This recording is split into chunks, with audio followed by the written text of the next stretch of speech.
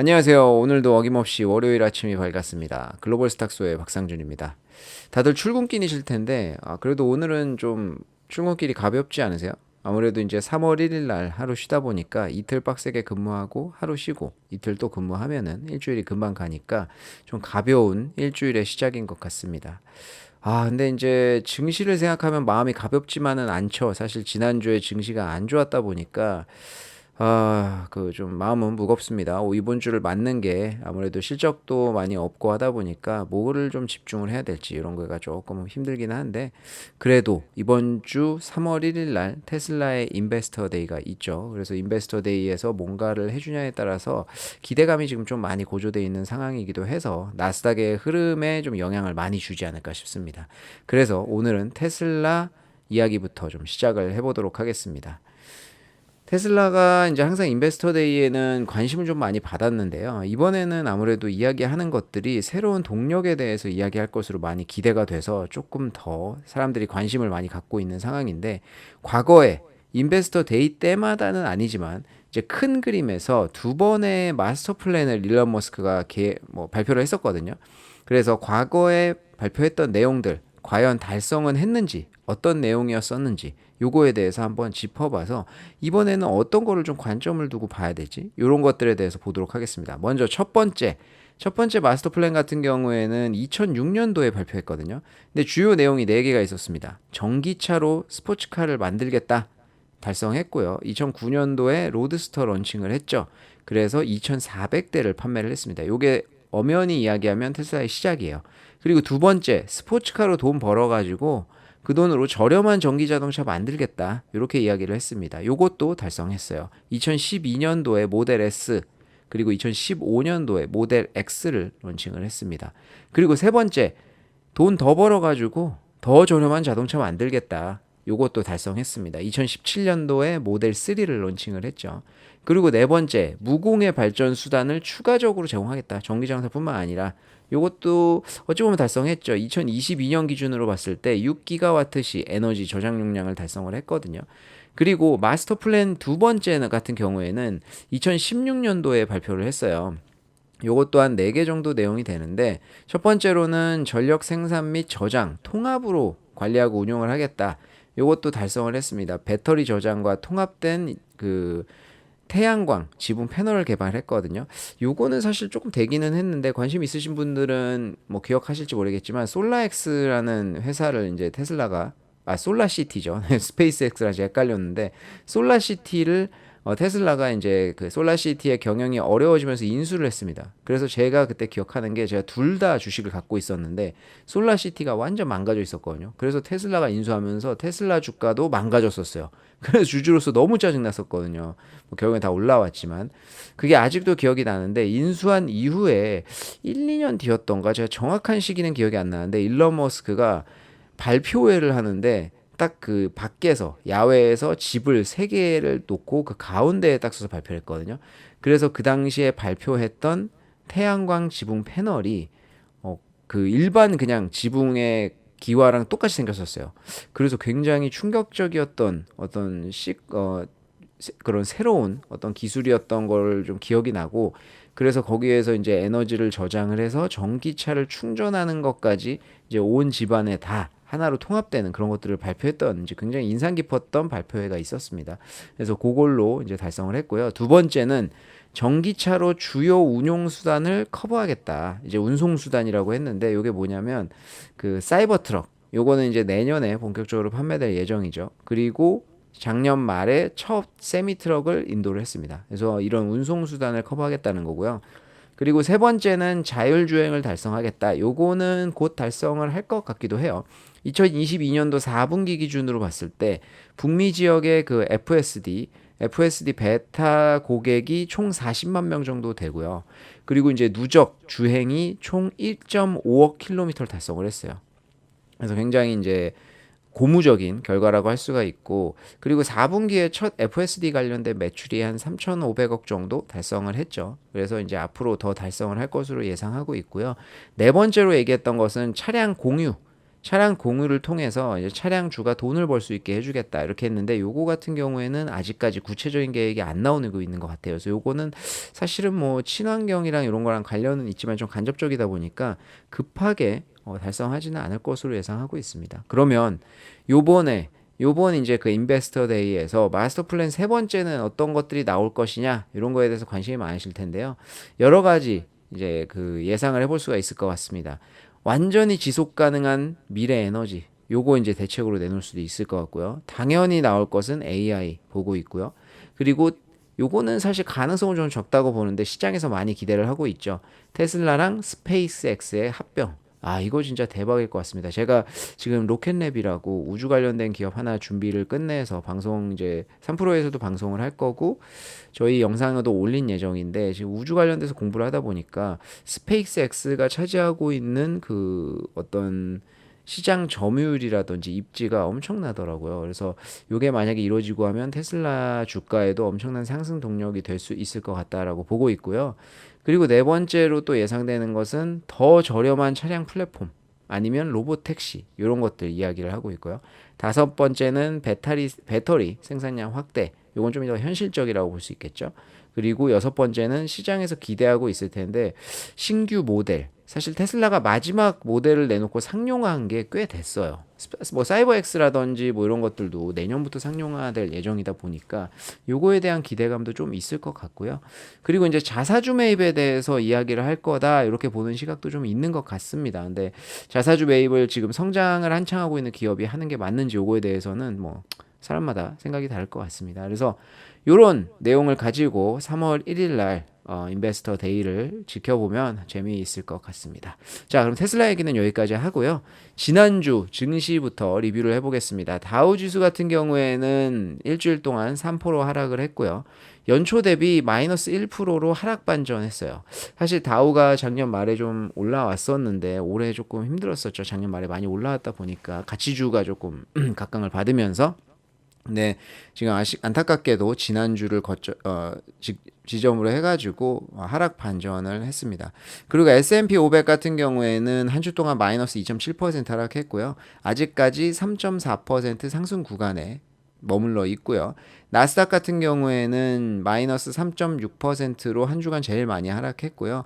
아직은 8.9% 상승 구간에 있습니다. 그래서 지난주는 조금 의미가 있었다는 게 다우 같은 경우에는 하락 반전을 했고 그리고 20일 날 대통령의 날로 이제 휴장이었잖아요. 그럼에도 불구하고 마이너스로 다들 마감을 한 게 좀 힘들었었던 한 주였던 것 같습니다. 자, 그 경제 지표 같은 것도 좀 살펴보면 굵직굵직한 것이 좀 있었죠. 이제 우리나라 시간으로는 화요일 밤이었는데 화요일에 그 S&P 글로벌 종합 PMI와 서비스 PMI가 발표가 됐습니다. 근데 이게 50을 넘었어요. 50을 넘으면 확장선에 있잖아요. 그러다 보니까 이게 8개월 만에 확장세로 돌아섰습니다. 그래서 시장에서는 우려가 시작됐죠. 그 전주부터 이런 거에 대해서 이제 경제지표 좀 민감했었는데 미국 기업 활동이 반등하는 것 아니냐 뭐 이런 예상들이 막 나오면서 야, 그러면은 고금리 계속 가져가겠는데? 고금리 장기화하겠다. 이런 예상이 당연히 되는 거죠. 그래서 역시나 반응은 국채금리가 급등을 했습니다. 10년물 같은 경우에는 3.9%로 마감했고요. 2년물은 4.7%까지 치솟았으니까 이게 11월 이후에 최고 수준까지 올라온 거예요. 작년 11월 이후에.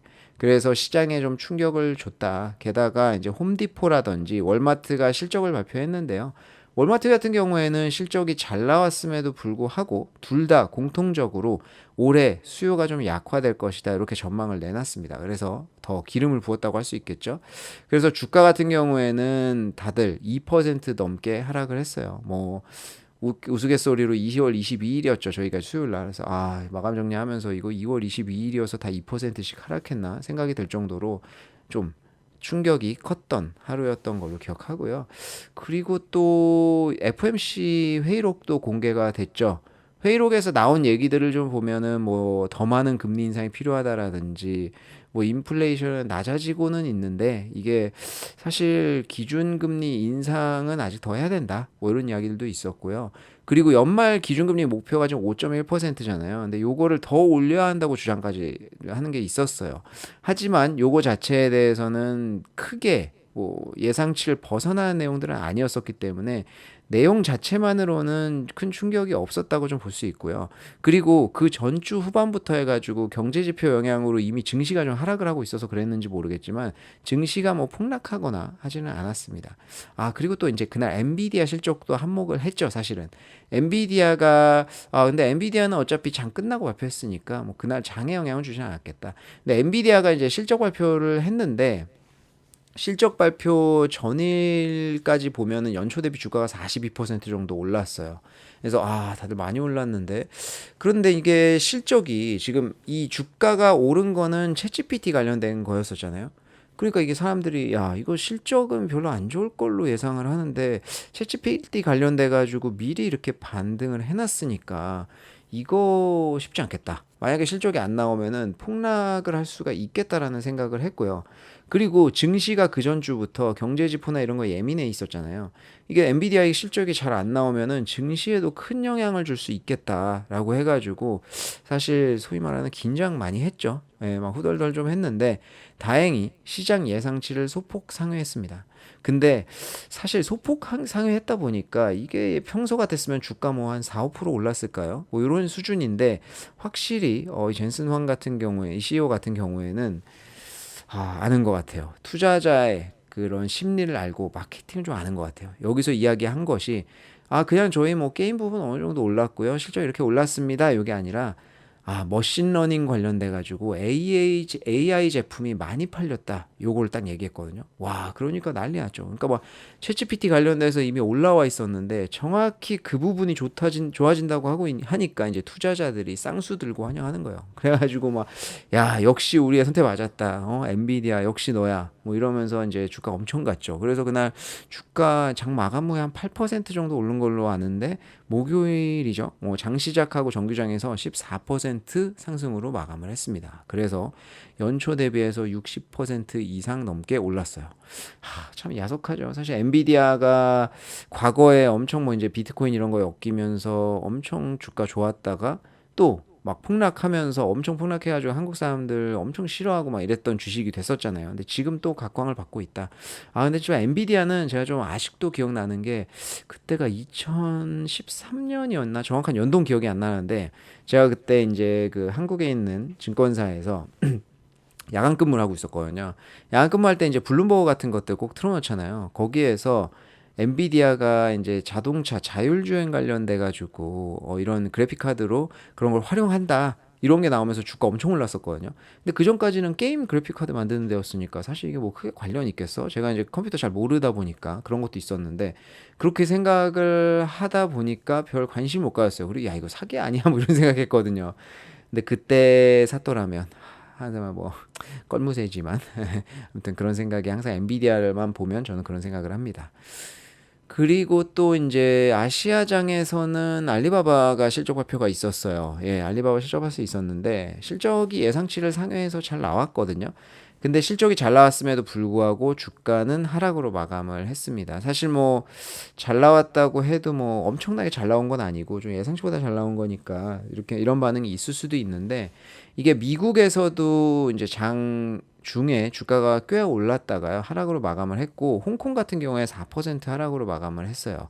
근데 제 생각에는 이게 아무래도 경쟁이 너무 심해지는 것 때문에 있는 것 같아요. 최근에 이제 관심 있는 분들은 아시겠지만 JD.com에서 메이투안이랑 경쟁을 좀 해야 되다 보니까 이게 최저가 보상제라는 이벤트를 이제 시행한다 이런 발표를 했거든요.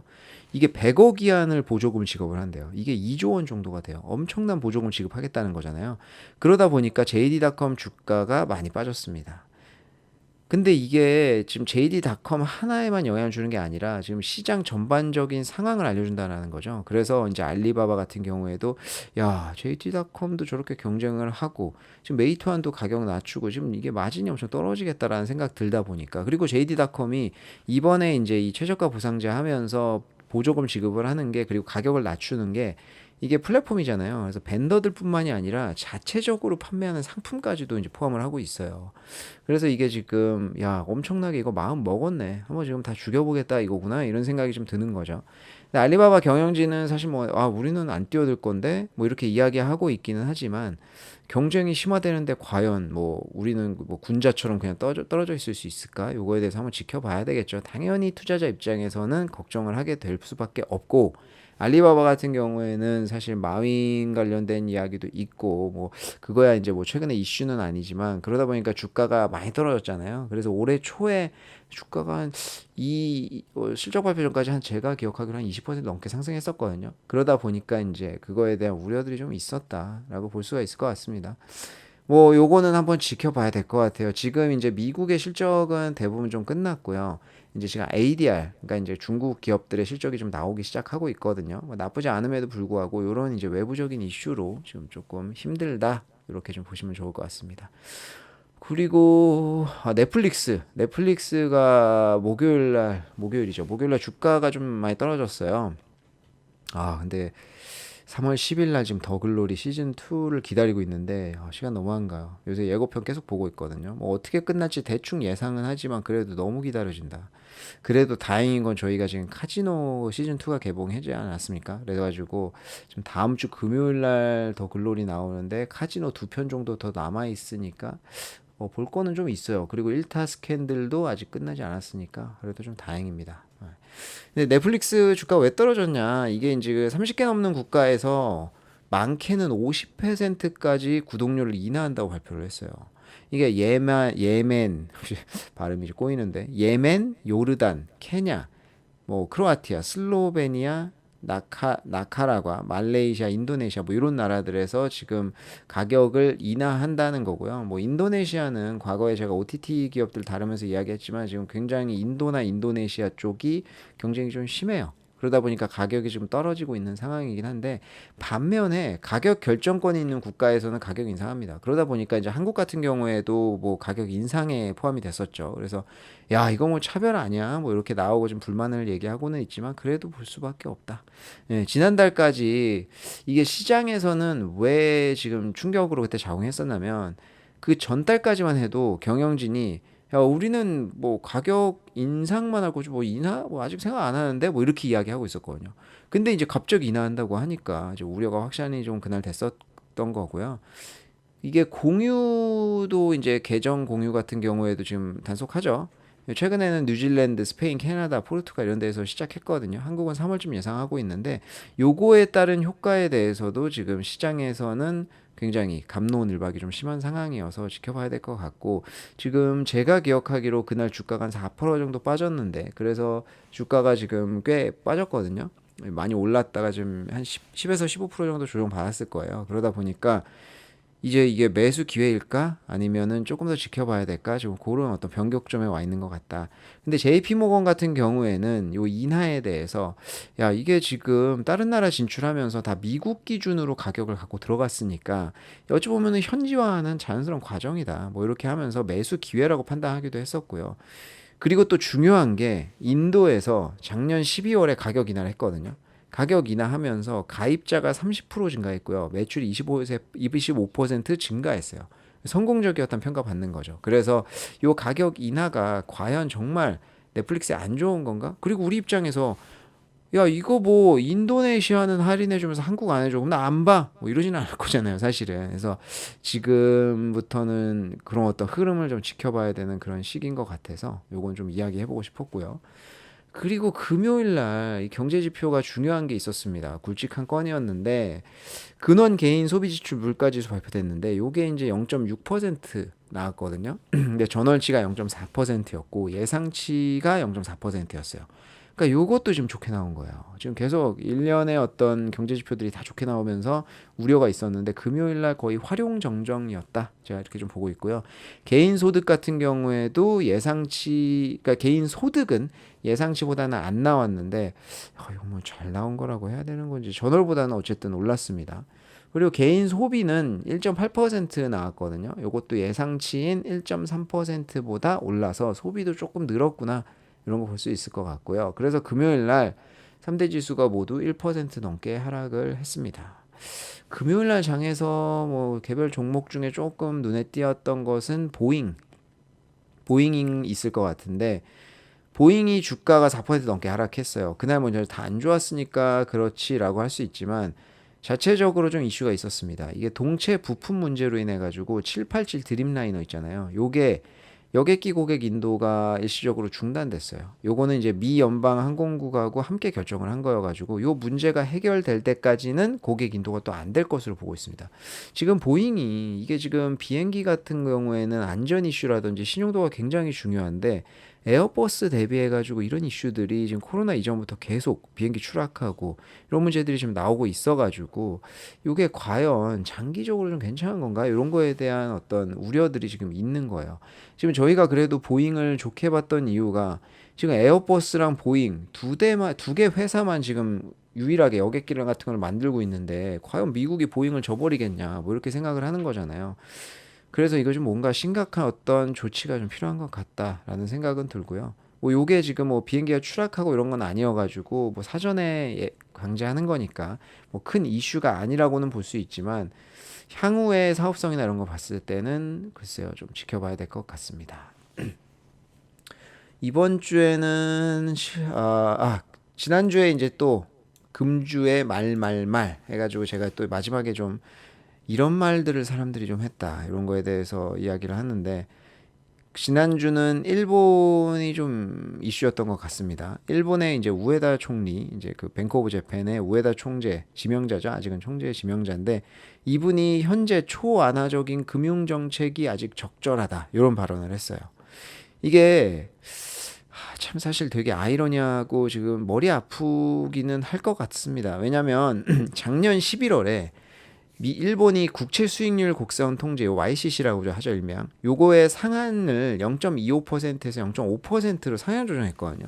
그래서 시장에서는 야, 드디어 일본도 출구 전략을 펴네, 뭐 이런 얘기들 하면서 엔화도 그때 좀 살짝 급등했었고요. 시장에서 다 놀랐는데, 지금 2월이 온 시점에서 완전 뒤통수 쳤죠. 다시 완화로 간다, 이런 건데요. 이게 지금 보시면 1월 달에 일본의 인플레이션이 4.2% 나왔어요. 요게 1981년 9월 이후로 41년 만에 최고치예요. 일본이 지금 그 인플레이션이 그 연일 최고치를 갱신을 하고 있거든요. 그동안 일본은 인플레이션을 원했었잖아요. 아무리 뭔 짓을 해도 인플레이션이 안 올라왔었는데 지금 4.2%까지 오른다는 거예요. 그래서 지금 이거 야, 일본도 지금 많이 오르는 것 같은데, 왜냐면 뱅크 오브 재팬 같은 경우에 목표치가 2%잖아요. 근데 지금 2배 넘게 나와버린 거잖아요. 그래서 지금 일각에서는 야, 완화 정책 이제 끝내라, 뭐 이런 압박들이 지금 있는 상황인데 초완화적으로 하겠다 뭐 이렇게 이야기를 하다 보니까. 근데 이제 우에다 총재 지명자 같은 경우에는 이야기하는 게, 야, 이거 뭐 내수가 살아나가지고 막 소비가 늘어가지고 인플레이션 오는 게 아니라 수입하는 원자재들 이런 거 비용이 급등하니까 이제 인플레이션 오는 거다. 그러니까 이거는 수요가 살아나서 된 게 아니고 공급 축소 때문에 발생한 거다. 그러니까 이건 저금리 해도 돼, 뭐 이렇게 이야기하는 거거든요. 그래서 그날 어찌됐든 간에 뭐 완화 정책은 뭐 증시에는 좋으니까 일본 증시 같은 경우는 1% 넘게 올랐어요. 근데 이제 엔화는 당연히 약세를 보였죠. 근데 이제 뭐 진입하는 사람이 아니고 주식을 하고 있는 사람들 입장에서는 뭐가 좋다고 해야 될지 모르겠지만, 뭐 지금 이게 뭐 하나는 플러스가 하나 마이너스니까 어찌됐든 간에 지금 그런 상황인데, 이거 굉장히 머리 아플 거예요. 사실은 일본도 지금 노령화가 굉장히 심하잖아요. 그래가지고 우리나라의 어쩜 미래 모습이라고 할 수 있는데, 일본에 여행 가가지고 보시면 쓸데없는 데에 굉장히 이제 그 직원들이 많아요. 뭐 공사 현장에 코너마다 한 명씩 그 어르신분들께서 서가지고 굳이 뭐 위험하지 않은데 뭐 안내해 주시고 이런 거 있거든요. 이게 다 어찌 보면은 이제 고령화 문제 때문에 이제 취하는 정부의 조치인데, 지금 일본 정부가 부채가 많잖아요. 지금 이런 것들을 다 국채 찍어가지고 감당하고 있단 말이에요. 근데 금리 인상을 한다? 그러면 이제 이게 국채 지금 감당해야 되는 것들도 많고 문제가 좀 심각해진다는 거예요. 이거 어떻게 갈지 개인적으로 저는 굉장히 궁금해요. 왜냐하면 우리나라의 좀 미래라고도 볼 수 있으니까, 인구 구조나 이런 것들이 비슷하게 흘러가지 않습니까? 어찌됐든 간에 좀 잘 진행이 됐으면 좋겠다라는 생각이 들고요. 그때 아시아 증시에는 조금 영향을 준 것 같은데 일본 증시는 완화적으로 계속 이어갈 것으로 보이고 있어가지고 인플레이션이 앞으로 얼마나 나오는지 4.2% 이거 훨씬 넘어가는지 우리 한번 지켜봐야 될 것 같습니다. 자, 이번 주는 주요 이벤트가 뭐가 있을까요? 경제 지표 같은 경우에는 뭐 월요일 날 내구재 주문 정도 예상치는 마이너스 1%, 2.1%인데 전월에 5.6% 증가했거든요. 그래서 확 꺾일 것으로 좀 보고 있다. 이것도 좀 너무 안 꺾이면 또 문제가 있을 수도 있고요. 그리고 3월 1일 수요일에는 MBS PMI 지수 요거가 지난달에 50.1이 나왔었거든요. 그래서 얼마나 나오는지 봐야 돼요. 요거는 이제 중국의 PMI 지수인데 요게 이제 그 MBS PMI 같은 경우에는 대형 기업 위주 뭐 이렇게 좀 보시면 될 것 같고요. 같은 날 이제 차이신 PMI도 발표가 되는데 차이신은 중소형 기업 위주 뭐 이렇게 조금 뭐 정확한 건 아니지만 이런 식으로 좀 분류해서 보시면 될 것 같고요. 차이신 같은 경우에는 지난달에 49.2 2가 나왔어요. 그래가지고 이제 아직은 확장세가 아니었는데 이번 달에 얼마나 나올지 지켜봐야 될 것 같다. 그리고 목요일에는 미국의 이제 ISM 제조업 PMI 지수 있는데 예상치가 47.9, 전월이 47.4가 나왔습니다. 그래서 요 정도가 경제 지표 될 것 같고요. 그리고 다음 주에 이번 주죠. 이번 주에 실적 같은 경우는 미국이 거의 다 끝나가지고 제가 대충 보니까 수요일 날 3월 1일 날 아베크로엠 피치 뭐 중요한 건 아닌데 저 이거 추억의 이름이다 보니까 항상 이제 꼭 지켜보게 되는데 아베크로엠 피치가 실적 발표를 하고요. 그리고 뭐 시장에 그렇게 큰 영향을 줄 만한 종목은 없는 것 같은데 제가 과거에 다뤘던 힐튼 그랜드 베이케이션 요게 이제 3월 1일 날 실적 발표를 합니다. 이제 아무래도 최근에 리오프닝이나 이런 거 관련돼 가지고 수요가 조금 늘어나는 것 같아서 한번 지켜봐야 될 것 같고요.